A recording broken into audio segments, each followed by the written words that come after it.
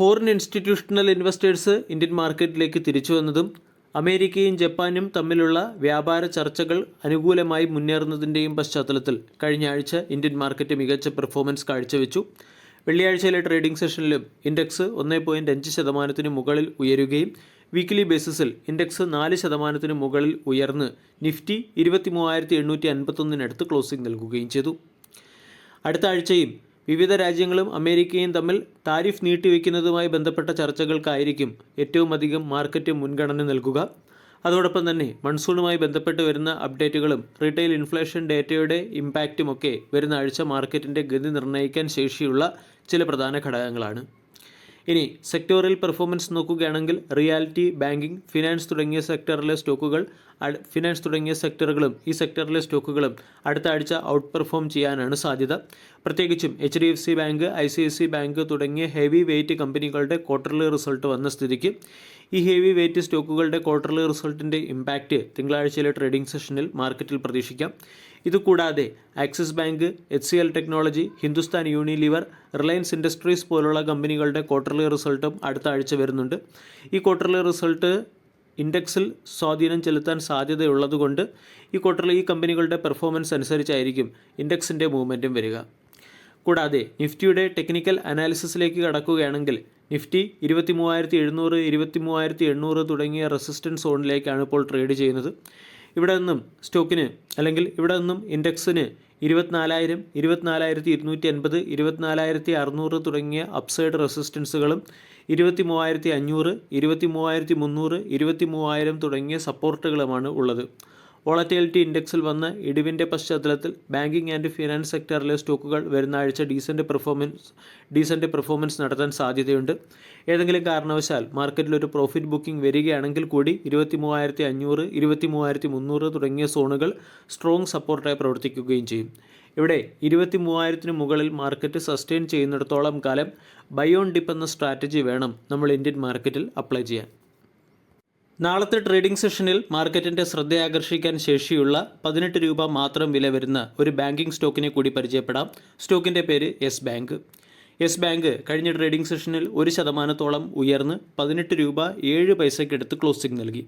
കഴിഞ്ഞ ഒരാഴ്ചയായി positive movement ആണ് യെസ് ബാങ്ക് എന്ന സ്റ്റോക്കിൽ കാണാൻ സാധിക്കുന്നത്.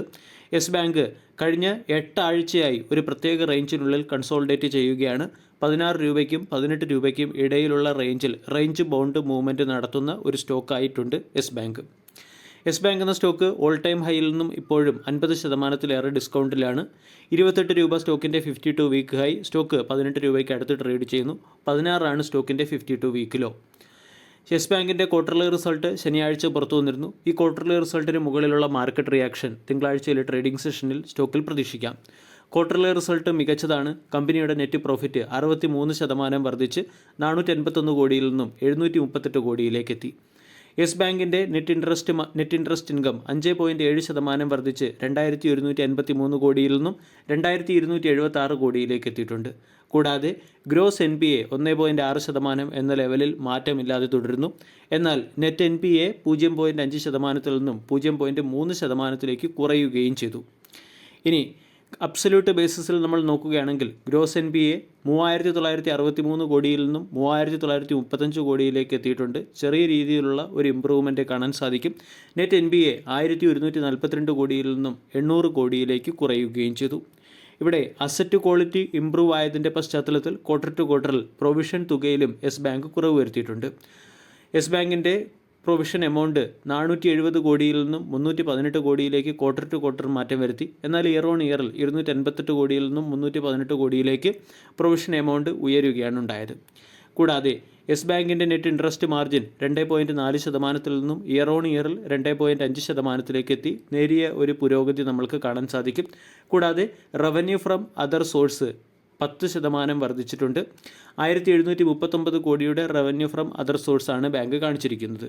യെസ് ബാങ്കിൻ്റെ ഓപ്പറേറ്റിംഗ് എക്സ്പെൻസിലും ഇടിവ് വന്നിട്ടുണ്ട്. ഓപ്പറേറ്റിംഗ് എക്സ്പെൻസ് 4.2% ഇടിഞ്ഞ് 2,701-ലേക്ക് എത്തിയിട്ടുണ്ട്.